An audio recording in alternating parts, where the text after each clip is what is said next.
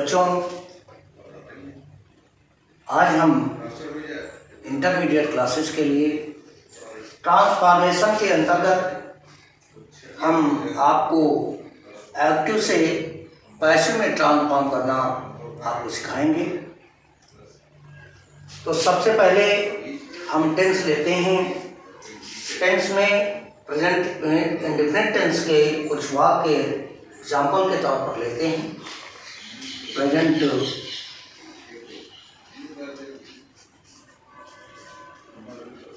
Indefinite,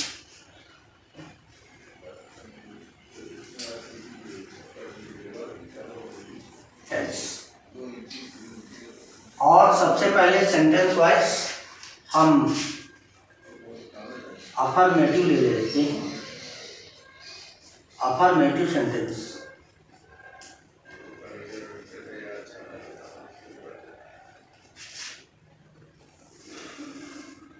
इसका active voice का नियम तो आपको पता ही है।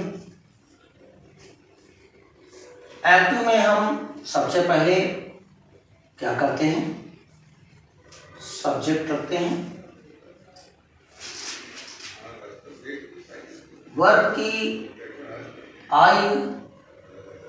वर्ब की फर्स्ट फॉर्म में एक वचनकर्ताओं के साथ क्रिया में एस या एस जोड़ देते हैं, किंतु बहुवचनकर्ताओं के साथ केवल वर्ब की फर्स्ट फॉर्म होती है और उसके बाद ऑब्जेक्ट और फिर कॉम्प्लीमेंट होते हैं।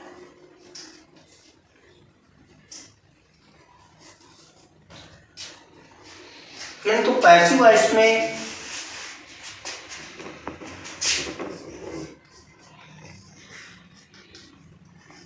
चूंकि एक कर्म प्रधान वाक्य होता है, इसलिए हम एक्टिव वॉइस के ऑब्जेक्ट को वाक्य आरंभ में सबसे पहले लेते हैं। उसके बाद बी की क्रियाएं इस आर में से ऑब्जेक्ट के वचन के अनुसार रखते हैं और उसके बाद वर्ब को थर्ड फॉर्म में चेंज कर लेते हैं, चेंज करके रखते हैं और तत्पश्चात हम कॉम्प्लीमेंट रखते हैं और सबसे अंत में बाई लगाकर सब्जेक्ट को रखते हैं।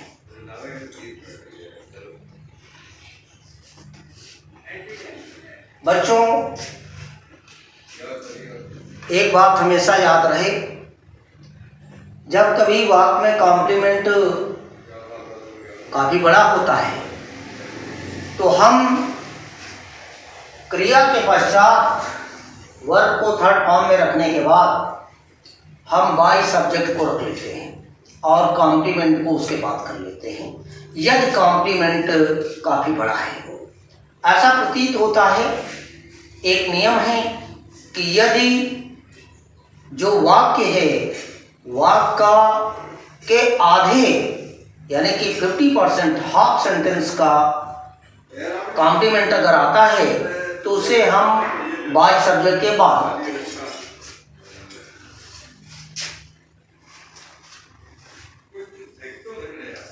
सी, हम एग्जाम्पल लेते हैं। सी राइट्स, आपको है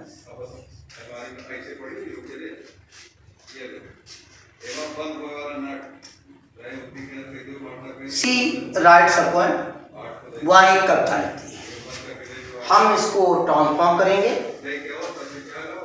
तो वो क्या लिखती है, कविता लिखती है। सबसे पहले लिखेंगे पोएम इस राइट का थर्ड फॉर्म बनाएंगे रिटन बाय हर। इस वाक्य में कॉम्प्लीमेंट नहीं आया है, इसलिए वर्ब के बाद बाय सब्जेक्ट को हमने सी, ये सब्जेक्टिव केस का प्रोनाउन है, थर्ड पर्सन का, इसे ऑब्जेक्टिव केस में बदल कर रखा। हमेशा याद रहे, यदि कोई नाउन आ रहा है, प्रॉपर नाउन आ रहा है तो उसे वैसे ही लिखा जाता है, किंतु यदि सब्जेक्टिव केस का कोई प्रोनाउन आ रहा है, I, we, you, he, she, they, are, तो हम इन्हें ऑब्जेक्टिव केस में बाय के बाद रखते हैं। आई का बाय मी कर देते हैं, वी का बाय अस कर देते हैं, यू को, चूंकि इसका ऑब्जेक्टिव केस भी यू होता है इसलिए बाय यू रखते हैं, ही का हम बाय हिम कर देते हैं और सी का बाय हर कर देते हैं। इसी प्रकार दे को हम बाय देम में चेंज कर देते हैं।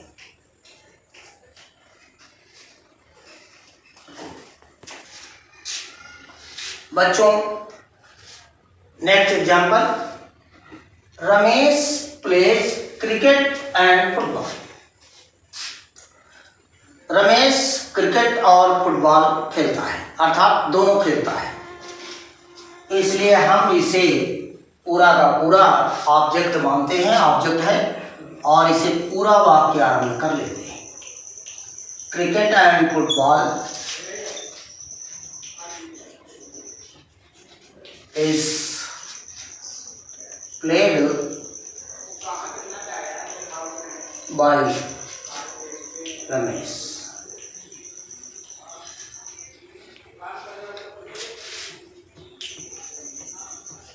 My uncle often takes coffee in a day. मेरे चाचा जी बहुत बार दिन में चाय या कॉफी लेते हैं या प्रायः ही लेते हैं। इसे हम बनाएंगे, चाचा जी क्या लेते हैं? कॉफी।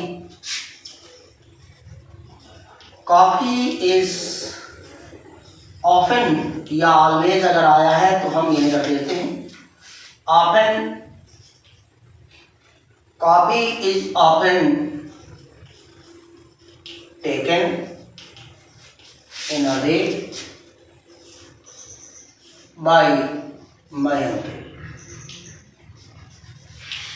यहाँ पर इन अ डे ये कॉम्प्लीमेंट है और हमने बाय से पहले रखा है, बहुत बड़ा नहीं है, छोटा है, छोटा कॉम्प्लीमेंट है।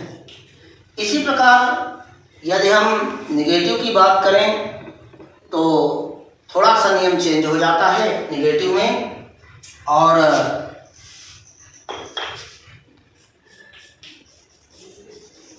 निगेटिव सेंटेंस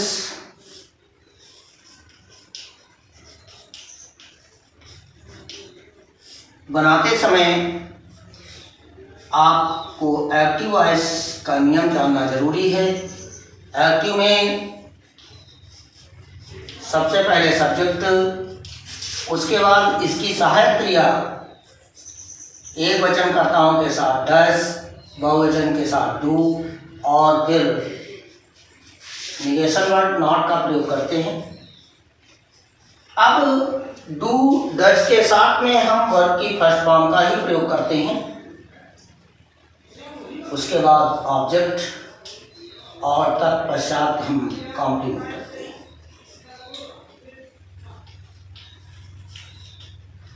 पैसिव वॉइस में नियम आपके वैसे ही रहेंगे।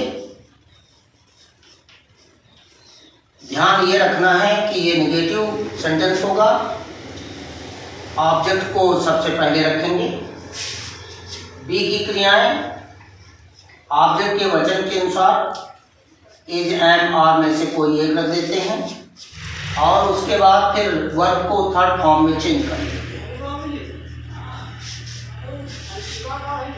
सॉरी,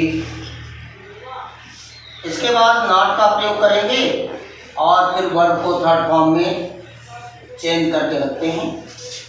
उसके बाद फिर हम कॉम्प्लीमेंट रखते हैं,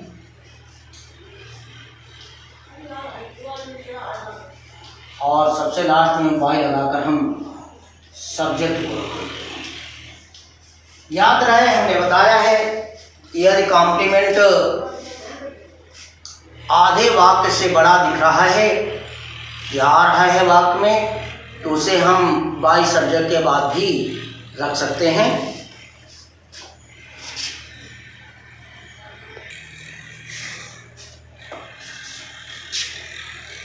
नो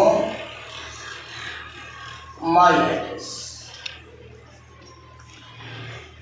वो मेरा पता नहीं जानती है। वो क्या नहीं जानती है? मेरा पता। ये ऑब्जेक्ट है, हम लिखेंगे my address is not known by. सी का ऑब्जेक्टिव केस हम लिखेंगे बाई है। Rahim does not eat the eggs. Rahim अंडे नहीं खाता है।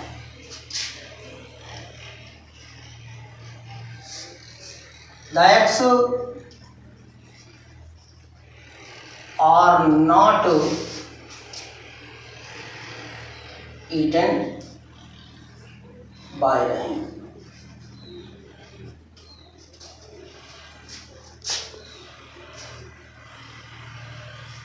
I do not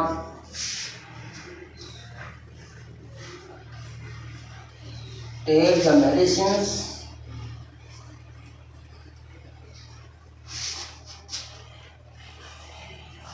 nowadays। मैं आजकल दवाइयाँ नहीं खाता हूँ। The medicines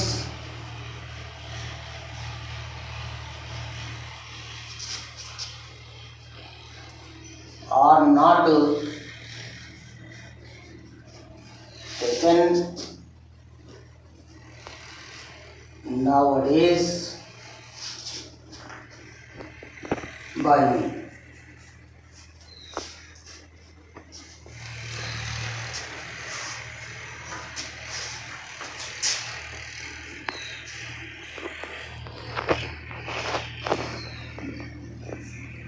My mother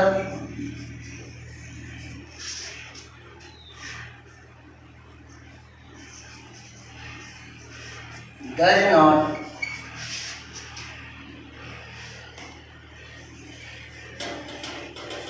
scold me।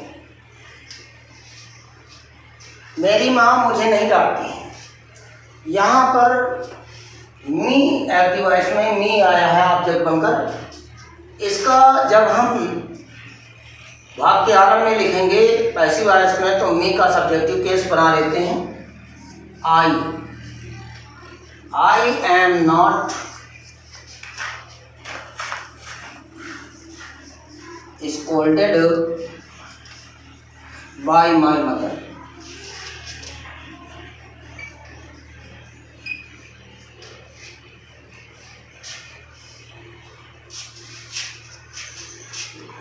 तो इस प्रकार से प्रेजेंट इंडेफिनिट टेंस के अफर्मेटिव सेंटेंस और नेगेटिव सेंटेंस कि आपने एक्टिव से पैसिव में बनाना सीखा।